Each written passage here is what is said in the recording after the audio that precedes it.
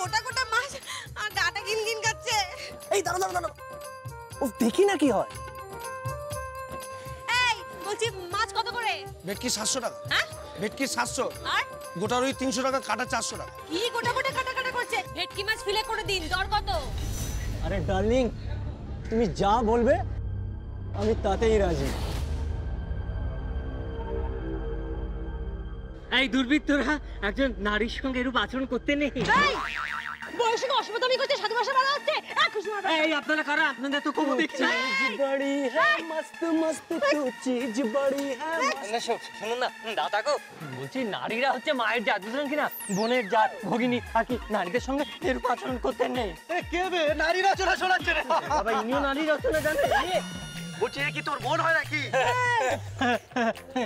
আগে না, উনি আমার মা বোন। চুপ!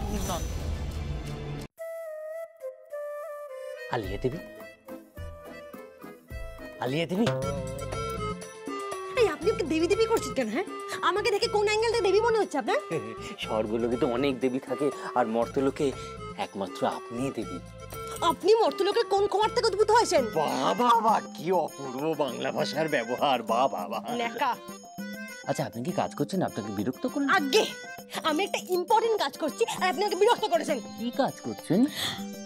আমি মোবাইলে একটা অ্যাপ ডাউনলোড করছি। ও তাই নাকি? দেখি দেখি, তাতে কি হয় দেখি দেখি। রোমান্টিক। হ্যাঁ, ওসব আপনি বুঝবেন না। ও তাই নাকি?